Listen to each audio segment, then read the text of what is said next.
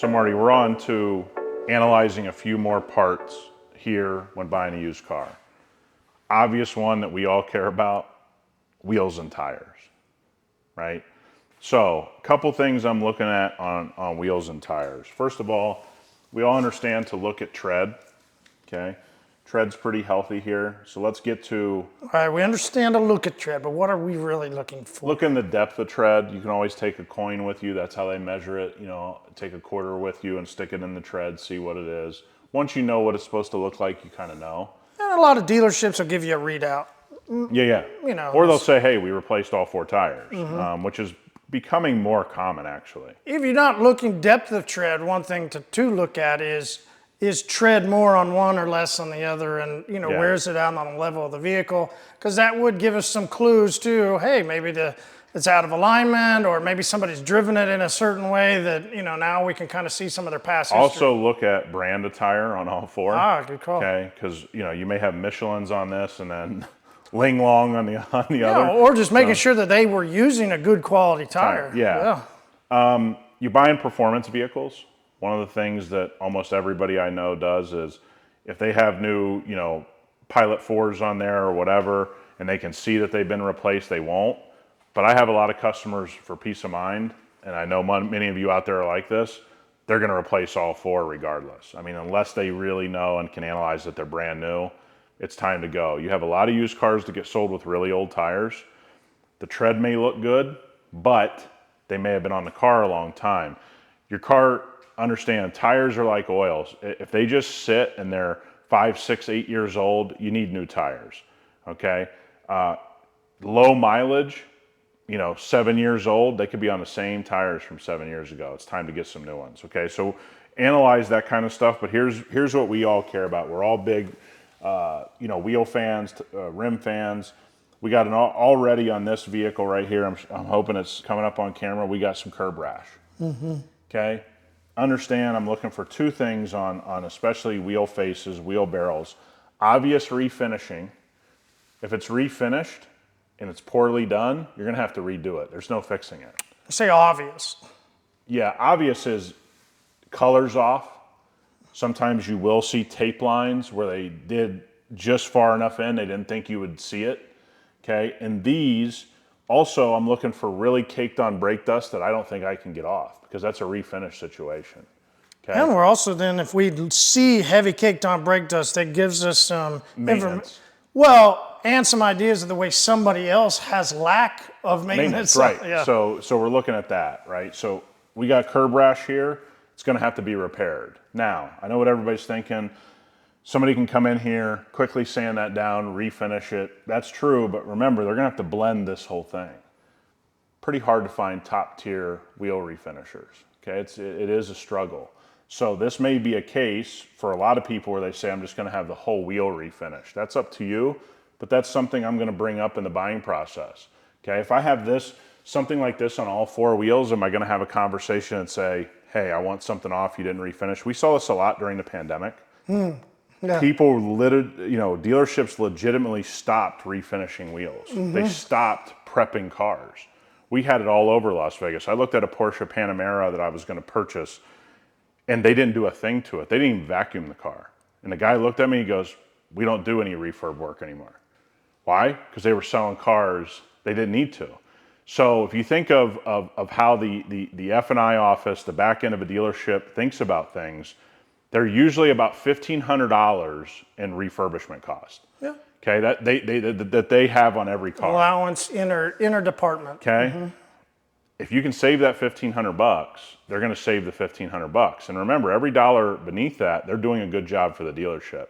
And you may have some people in a dealership that are bonused to save on refurbishment costs. That's not their fault. They're incentivized to do that. And so this is the important part of looking at all of these little things and saying, okay, to have these professionally refinished, I'm looking at $250 a wheel. All 4 wheels have a little bit of something. There's $1,000 right there, right? That's what you need to think about. And you have to know those numbers to be able to look at them and go, look, man, you guys know what it costs. Well, our cost is $100 a wheel. That's for a poor job. That's for somebody, in your dealership cranking it out. I'm not gonna get $100 a cost, and I don't want your guy refinishing these. Okay, no offense to your guy, maybe he's the best in the city, I'll be the one that chooses that. Anytime that I can do it and take control of it, I'm doing it, okay? Now, if you don't have those connections, the internet is pretty friendly. You're gonna be able to find out who's doing the best work, right? You're gonna see their work, you're gonna talk to them, they're gonna walk you through the process, so don't worry about hiring this stuff out. I think people get oftentimes really worried about that, but to tell you the truth, there's a lot of really good people out there working in this type of stuff. You just have to kind of build relationships with them and you'll be fine. We have another thing to look at. Do you see that? So we got a door ding, you know, and let's be clear, that is not going to do well with touch-up paint. Okay, so I hope that that's picking that up on camera. Again, this would be the reason most people would want door guards, okay, PPF door guards, so you don't bang up against and chip it right there on the corner. But that's something we got to do, right? We got to do something about this because now you see the metal. Yep. That's going to rust. Yeah. If you're in a rust area, this will rust. Now, you can put touch-up paint in there, clear coat over that. It's going to protect it from rust, but it's also going to look heinous. So what would you be talking about here? You'd be talking about a body shop visit. You know, they would spot fix this more than likely. Am I going to take it to my advantage? Am I going to burn a deal over this? I'm not going to burn a deal over it. If they want to give me $200-300, $500 off, great.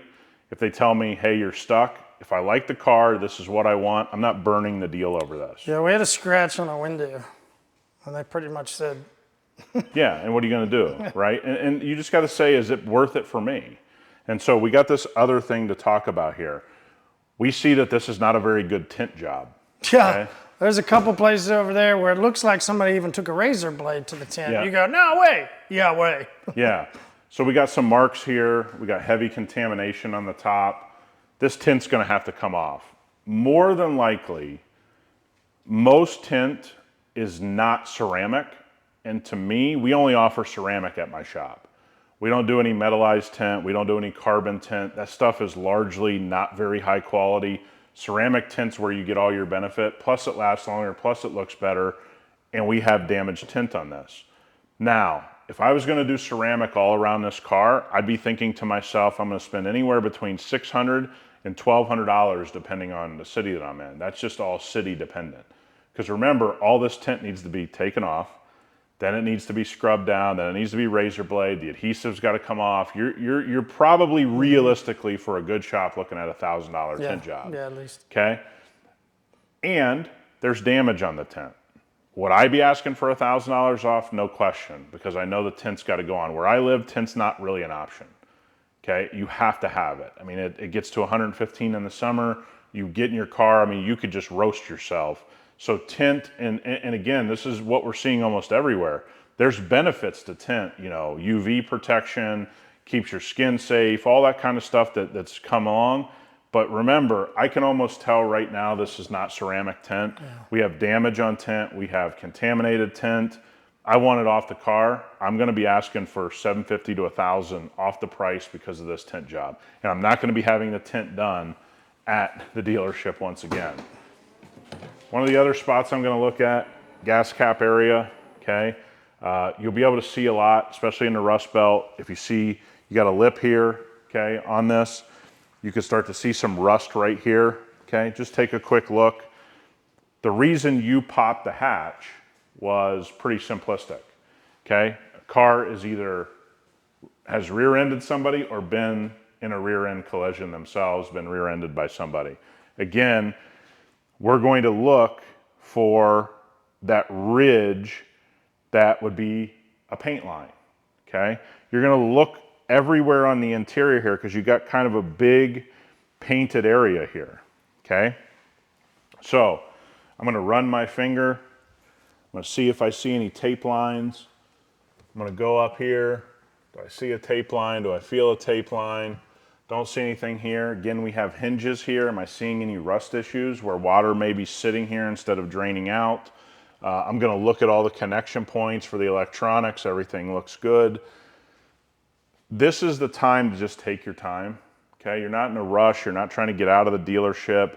I also like to do this in the shade. Sometimes people have you do it in the bright sun and it kind of wears you down. Get your car in the shade, where you feel comfortable, especially in the middle of summer, man. You're not going to want to be able to... Yeah, we're 30 minutes minimum, right? Yeah. Maybe even an hour. Yeah, so get it somewhere where you can feel comfortable, back end of a dealership, at a guy's house under a tree, something in a garage that gives you time to look at all this stuff. You also want to look and see if you see any leakage out of, the mechanisms. Is anything going on? Did it raise slowly? Did you hear noises? These things can be expensive. You get into some convertibles, some vehicles have been totaled over the mechanisms of the convertible, okay? So this situation is, we're not finding anything out of the ordinary. We are finding little things we have to address, the tint, the wheels, those types of things. This is a pretty standard, way of looking at it, okay? Again, I'm gonna run my finger. Do I feel any type of tape line where they may have painted? Do I see anything out of line? Do I see the covers? Are those out of line? Do I see any bad lineups with the taillights? And in this case, we are seeing a little bit, okay?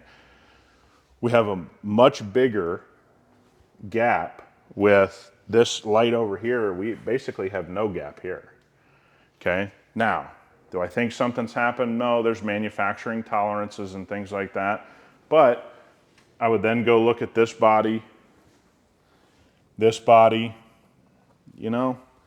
is there something to talk about? Good chance maybe it had a bumper, a rear ender. Yeah, or what's happened here is simply somebody backed into something here. It pushed this up a little bit. They took a little heat to it, brought a PDR guy in. He pulled it out. It's all good. Nothing really happened. Okay, nothing cracked. Nothing did anything. It's just, somebody backed into a pole or something. Hey, I've done that. Yeah. If you guys don't follow the Pints and Polishing Podcast, Marty totaled a Nissan Titan right here at HQ. Just by bumping a pole. Make sure you like and subscribe on the Pints and Polishing Podcast there on that episode. But again, plastic pieces, anything out of whack. We've got a pretty good vehicle here. Do we have a concern here? I don't. Okay, it's manufacturing tolerance, but something's happened here. I'm guessing something's been backed up to in this corner. This bumper wasn't replaced. It's just kind of shifted a little bit. Again, if you feel uneasy about it, hire somebody, pull the bumper off. PPI, they would analyze this. They'd tell you, they'd get up under there. They'd tell you if you feel comfortable, get up under there, see if you see anything. That's where I would kind of go with that.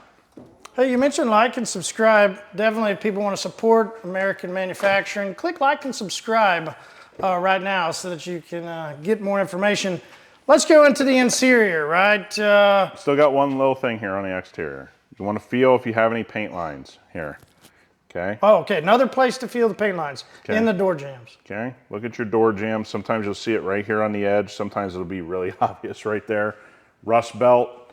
I'm gonna look down at the bottom of my doors. I'm gonna look at sills, anywhere that something could sit. This is where most likely you would see rust, is kind of in these like corner areas or along the bottom there. You also have parts of the country that get really clogged up. Every car has a bunch of drainage points. Drain plugs get clogged. New York, up in the let's call it from Virginia north, they get a lot of, sunroofs get clogged, and, you see a lot of mold damage in those parts of the country. So if you're in those areas, be aware. But again, you can go to all four sills, all four doors, kind of analyze what is going on here. Feeling a little bit, not just a little dirt, okay? So take your time, run your finger. It'll become pretty obvious. So let me go to the other side here while we're on camera. Yeah, might as well, right? I just want to analyze, and I would do this on all four, but we're on camera. We're trying to speed this up so people can see it. And I'm going to tell you something I think that's been painted. Okay? Yeah, well, this is why we do it, right? So you can see that there's a change in this bumper here. Yeah. Right? Pretty evident. Yeah. You know what? You can see a little bit of change even right here. Yep. You can see between this section here, when you look over there, got a little bit more depth in between. And so then run your finger right here. You'll feel some roughness. Yeah, which I could see why you thought it was dirt. Yeah. Yeah. So it was dirt up high, but down towards the bottom. So what could have happened here is what they call the spot system. They had something happen maybe right here. They just did a little spot treatment on it. You don't have that feeling over there, okay? So you have a little bit of a ridge there. Mm-hmm. See what I'm saying? Mm-hmm. Okay, now we've put this together. Again, Carfax isn't perfect. You don't actually know what took place here. I think we have a little bit of a funky fitment around the light. We now see this has a funky fitment, and we can feel that probably some part of this has been repainted. Yeah. Okay, I doubt, because we don't feel that heavily all the way through, that this is more of a spot treatment. Like I said, here was a little damaged, here was a little damaged. They just sanded it and tried to match it. I'm having a conversation, especially if I don't see it on the Carfax. So the point, and what you'll do then, is once you've started to see something, it's just the same as if you go and get your car detailed and you look in and you see one thing, you naturally start, and generally people look in to see that, oh, maybe is there a little dirt here, or hey, my windows, or something. Yep. Then their eye starts looking for other things. So once we figured out, okay, something here, now my eye started looking at the texture. When I look at the texture here, look, you can see where they've done some work. There's actually even some machine work right through here, it looks like. As you can see, the texture of that clear coat is different than the rest of... So you've had some type of sanding right here, okay? And what he's talking about is texture of the paint, okay? I know most of you following us understand that. For those that don't, what you'll see is almost a light and dark effect, right? To your eye. And what'll happen is this has been sanded, this hasn't been sanded, this will almost look flat, this will have some texture, okay? So very, very common. If it was disclosed to you, I don't think this is a big issue. If it wasn't disclosed to you, now you got a real conversation with somebody. Yeah, okay? absolutely. You've had something happen here, and again, this gap right here, along with the gap here, along with feeling the paint line on the interior of the door, we know something's taken place. If it's disclosed to you and the price is fair, do I think you're gonna get price off? Pretty unlikely, okay? Because they're gonna say, hey, we priced it accordingly with this. And sometimes when you say, hey, I found these for 50 everywhere, this guy's charging 42, this is why, okay? So are you gonna take the discount for that? And in a lot of cases, I tell people, yeah. Okay, make sure the frame isn't bent. There you go, it just depends on how. Make sure the frame isn't bent, make sure it hasn't been through some kind of bigger accident. Again, PPI would look at the frame and all that kind of stuff. You can get under there and look at it yourself. That'll be pretty obvious if they've had major framework done. And again, we may think that this chip came from being rear-ended, this piece going into here, causing a little chip, okay? So all of this stuff led us to analyzing the car properly, taking our time. And guys, we're seeing the car for the first time. You and I haven't seen the car. So this is a customer's car. We've never seen it. We're analyzing it real time with you. This is stuff to look at. If it's been priced accordingly, don't expect them to take any more off, okay? As we go to the interior, there's obvious things for you and I, okay? We can bring guys in, but look, this is a fairly new vehicle. There's not gonna be a ton. We're looking for rips, tears, heavy scuffs, things that we know can't be fixed. Other than that, everything in your interior can be refurbished, right? The other thing that you might think about, especially buying older vehicles, be very aware that the best move is often just to replace floor mats, okay? So if I get in here and the floor mats are beat up and I'm buying a 2001 car that I've always wanted, just replace the floor mats, okay? That's what I do, okay? I'm not saying it's the perfect solution, everybody, but a lot of people try to go to battle over car mats. Just pull them out, okay? Just get some new ones. They're usually pretty affordable. We look throughout the interior. It's pretty well, they've done a good job cleaning it back up, but some hidden parts that maybe we might try and really examine would be right between the seats, right? It's the place that detailers miss, car wash. It's a place that everybody complains that somebody's gonna miss. So I always wanna put my eye in between that console, in between the seat and the door, because if I can see that there's been missed, then it does give me, it's not a foolproof blueprint, but it gives me some idea of the way that people have maintained Yeah. or lack of maintained their vehicle. I think one of the things also we want to bring up is if you see deep crevices in seats and there's a lot of debris in there, that's what causes damage, right? It rubs on that stitching. So just know, hey, most of you who are following us are doing this yourself. You got a lot of work ahead of you, okay? What about cracks in the leather, like that worn, kind of just older, a little bit worn leather? Look, it depends on the year of the car, right? If you're buying an older car, that's just gonna be what it is.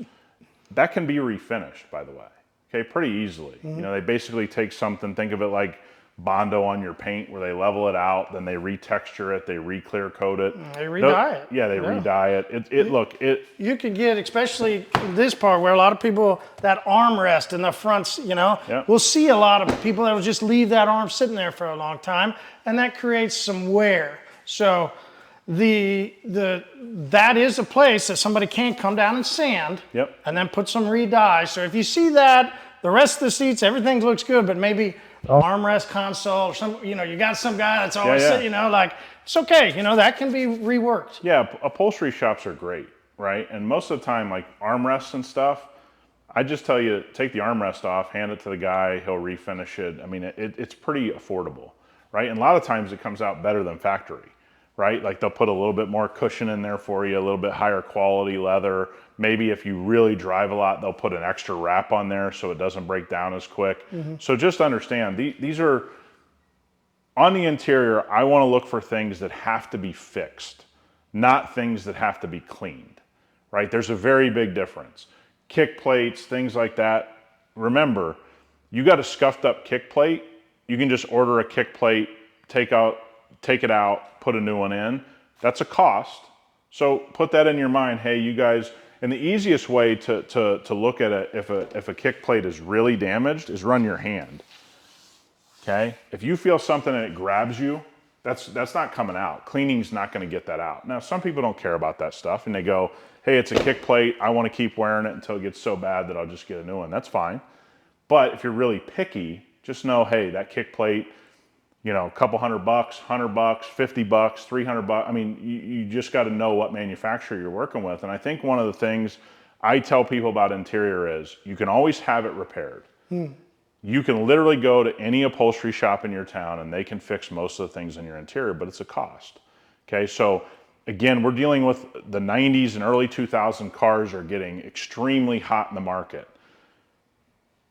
I know a few we've purchased that went directly to the upholstery shop and they're completely being redone. Makes sense. It's a cost, okay? Newer cars, I'm gonna be very worried if I get into something that's extremely beat up, okay? So we'll bring you in on the driver's side here next and we'll kind of walk through some basic things and then I think we're pretty much done with the inspection process. All right, guys, final part of our inspection, driver's seat, you know, driver area. This is where you're gonna see most of the wear and tear.